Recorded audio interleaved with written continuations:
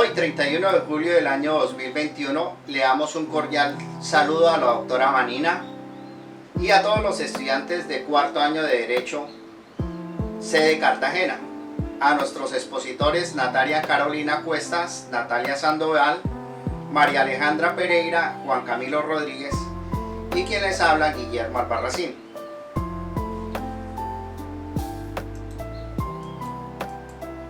Hoy vamos a hacer una comparación entre la sentencia C388 del 2000 versus la sentencia 055 del 2010. Norma demandada. Un ciudadano demanda el artículo 155 del Decreto Ley 2737 de 1989, Código del Menor. Dice: cuando no fuera posible acreditar el monto de los ingresos del alimentante, el juez podrá establecerlo tomando en cuenta su patrimonio, su posición social, sus costumbres y en general todos los antecedentes y circunstancias que sirvan para evaluar su capacidad económica. En todo caso, se presumirá que devenga al menos un salario mínimo legal.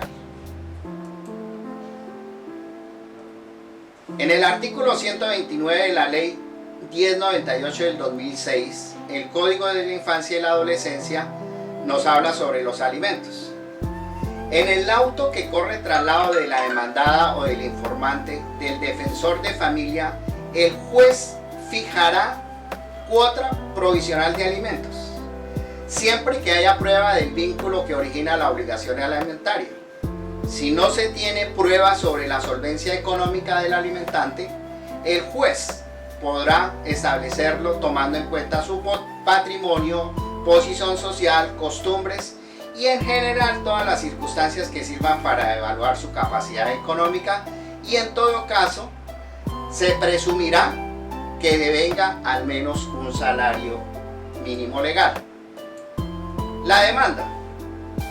En la demanda de la sentencia 388 del 2000 nos dice que hay una presunción de inocencia, y en la sentencia 055 del 2010 dice que en el artículo 2 de la Constitución Nacional dice el demandado: ya que el Estado no asegura al ciudadano un ingreso mensual, pero para efectos de declararlo civil y penalmente responsable por alimentos, presume que devenga un salario mínimo legal mensual vigente. Miremos las consideraciones y fundamentos. En su concepto, al presumir que el deudor devenga al menos un salario mínimo legal vigente, el juez puede llegar a declarar una cuota alimentaria que corresponde a su verdadero nivel de ingresos.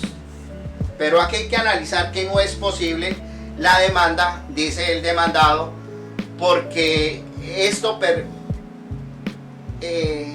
desvirtúa una presunción legal, y pues la conducta no es punible por ausencia de culpabilidad. Dentro de las intervenciones tenemos la Defensoría del Pueblo. Señala el artículo 42 y manifiesta que la asistencia alimentaria es la obligación más importante dentro de la familia. En la intervención que hace el Procurador General de la Nación, quien es el jefe del Ministerio Público, nos dice: primero, que los beneficiarios son menores de edad, acuerdo al artículo 13 de la Constitución Nacional, y segundo, la tercera edad. El artículo 66 del Código Civil, la norma demandada, establece una presunción legal que admite prueba en contrario. Y el artículo 263 del Código Penal, que consagra el delito de la inasistencia alimentaria. Y acá, por último, dice el Procurador General de la Nación: si el obligado alimentario demuestra su incapacidad económica para cumplir con tal obligación, quedará eximido de una y otra responsabilidad. Le compete a la Corte, primero, definirse la presunción legal. En la parte final del artículo 155 vulnera la Constitución, Y segundo, si vulnera alguna disposición del orden constitucional. Recordemos que las presunciones son legales y presunciones de derecho. Las presunciones legales, iuris tantum, admiten prueba en contrario. Y las presunciones de derecho, iuris et de iuris, pues son auténticas ficciones judiciales. Las presunciones legales tienden a corregir la desigualdad material que existe entre las partes y protege a la parte que se encuentra en situación de indefensión o debilidad manifiesta.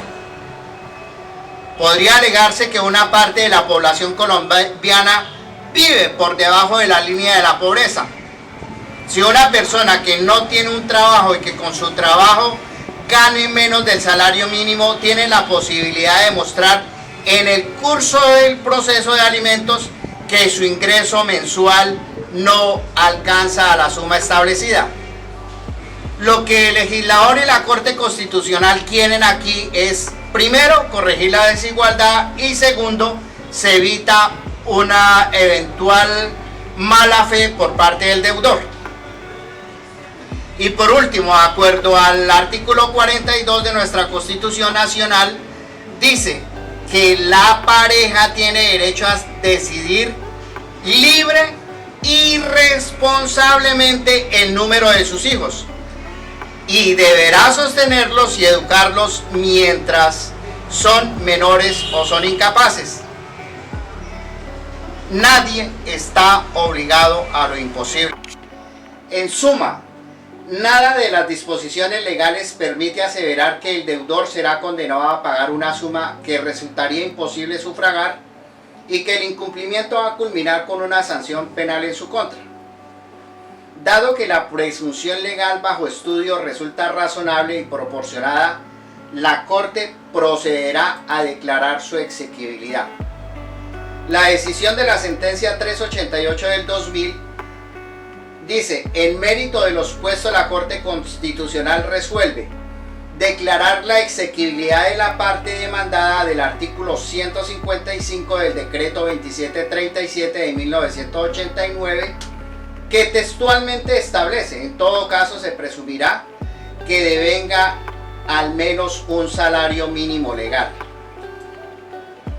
La decisión de la Corte Constitucional en la sentencia 055 del 2010 dice: decisión: en mérito de lo expuesto, la Corte Constitucional, administrando justicia en nombre del pueblo colombiano y por mandato de la Constitución, resuelve.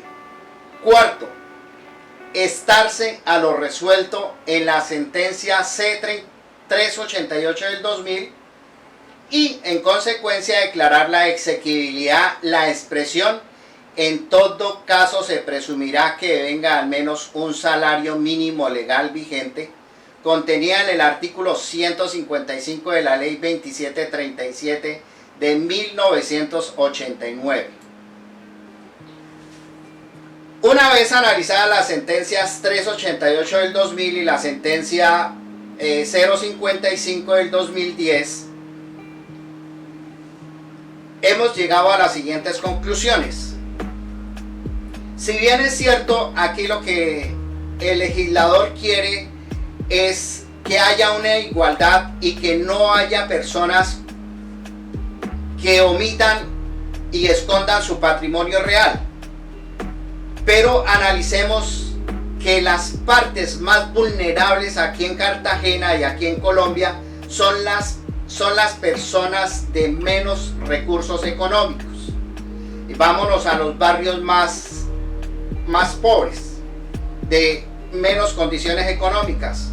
Desafortunadamente, allí encontramos parejas y, digamos, mujeres que tienen 3, 4, 5 niños. La pregunta que yo les haría: ¿será que un salario mínimo legal vigente alcanza para alimentar?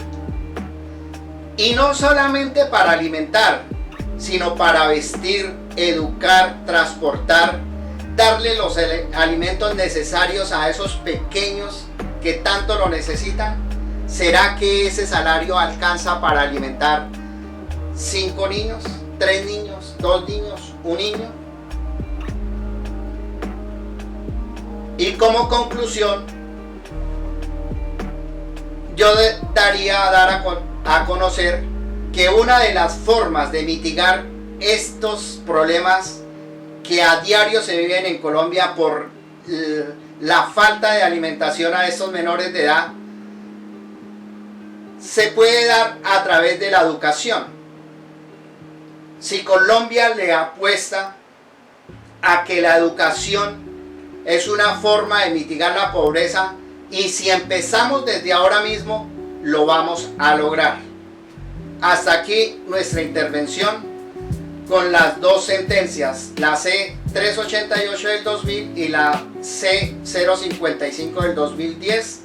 Espero que este material les sirva y continuamos con el análisis jurisprudencial de la sentencia 055 del 2010. Continuamos con el análisis jurisprudencial de los artículos 150, 158, 197, 199 de la Ley 1098 del 2006 del Código de Infancia y Adolescencia en la sentencia 055 del 2010. En el artículo 150 habla sobre la práctica de testimonios de menores de edad. El demandado dice que vulnera el artículo 29 de la Constitución Nacional, ya que se desconocen principios propios del sistema procesal penal, como la de inmediación de la prueba, la concentración y la contradicción. El artículo 158 dice la prohibición de juzgamiento en ausencia. Los adolescentes no podrán ser juzgados en su ausencia. Acuerdo al demandado vulnera el derecho a la igualdad. En el artículo 197, incidente de reparación integral, cuando niñas y los adolescentes son víctimas. El demandado considera que se ha vulnerado el debido proceso. Y en el artículo 199 dice beneficios y mecanismos sustitutivos. Dice que vulnera el derecho a la igualdad. Miremos el artículo 150 en cuanto a la prueba de los testimonios de los menores. El nuevo sistema procesal penal dice que los tratados internacionales hacen parte de la constitucionalidad. Interviene el defensor de la familia, quien formula las preguntas previamente elaboradas por el fiscal o el juez, y si fuera el caso, y velará y hará respetar los derechos del menor. Esto le permite al juez ordenar la práctica del testimonio del menor a través de un audio-video, y no se requiere que el menor esté presente en la audiencia. Acuerdo al artículo 18 de la Ley 906 de 2004, excepcionalmente se permite al juez de control de garantías o el juez de conocimiento la celebración de la audiencia cerrada al público. Es decir, se protegen los derechos del menor. En el artículo 198, incidente de reparación integral en los procesos en que los niños, las niñas y adolescentes son víctimas. Aquí el incidente de reparación integral de perjuicios se iniciará de oficio si los padres, representantes legales o el defensor de familia no lo hubieran solicitado dentro de los 30 días siguientes a la ejecutoria de la sentencia. Y en el artículo 199 dice beneficios y mecanismos sustitutivos. Delitos de homicidio, lesiones personales bajo modalidad dolosa, delitos contra la libertad integral y la formación sexual o secuestro cometidos contra niños, niñas y adolescentes, se aplican las siguientes reglas, que no me voy a permitir a mencionarlas. Aquí miramos que hay la intervención del Instituto Colombiano de Bienestar Familiar, el Ministerio Público, el Ministerio del Interior y Justicia. Acuerdo a las jurisprudencias, a las normas, a las leyes, a la Constitución Nacional, se habla de la reparación integral. Pero recordemos que por encima de la Constitución Nacional también tenemos nosotros los tratados internacionales que hacen parte del bloque de la constitucionalidad. La Corte Constitucional afirma que no se viola el artículo 250 de la Constitución Nacional, que habla sobre la actividad de la Fiscalía frente a la persecución penal. Pues si bien podrá acusarse al menor, este no podrá ser enjuiciado, lo cual no está previsto en el mandato constitucional. Decisión. En mérito de lo expuesto, la Corte Constitucional, administrando justicia en nombre del pueblo por mandato de la Constitución, resuelve: primero, inhibirse de emitir pronunciamiento a fondo respecto de la constitucionalidad de los apartes acusados en el artículo 150 de la Ley 1098 del 2006 por ineptitud de la demanda. Segundo, inhibirse de emitir pronunciamientos de fondo respecto a los apartes acusados del artículo 197 de la Ley 1098 del 2006 por inaptitud de la demanda. Tercero, inhibirse de emitir un pronunciamiento de fondo respecto de la constitucionalidad de las apartes acusados del artículo 199 de la Ley 1098 del 2006 por ineptitud de la demanda. Cuarto, estarse a lo resuelto. Y quinto, declarar la exequibilidad del artículo 158 de la Ley 1098 del 2006 bajo el entendido de que su interpretación será expresada en los términos de los fundamentos jurídicos 82 y 83 de esta providencia. Notifíquese, comuníquese, insértese en la Gaceta de la Corte Constitucional, cúmplese y archívese el expediente. Hasta aquí pues el análisis de la jurisprudencia y vendría y analizado una vez esta jurisprudencia con mis compañeros de estudio, pues hemos llegado a la siguiente conclusión. Las jurisprudencias nos enseñan y nos ayudan para interpretar las leyes. Nos enseñan, hacen un desarrollo más minucioso de lo que quiere decir el legislador para que nosotros como estudiantes y desde la parte académica podamos realizar este análisis. Vienen las normas, vienen los decretos, vienen las leyes, viene la Constitución Nacional. Como ciudadanos de a pie es muy dispendioso entender lo que el legislador quiere, pero como estudiantes de derecho, cada vez que avanzamos vamos dándole una interpretación jurídica a todas estas palabras claves que nos enseñan a través de la jurisprudencia, de las leyes, de las normas, de los decretos. Y hay que tener en cuenta que para tomar una buena decisión debemos también tener en cuenta los tratados internacionales del bloque constitucional.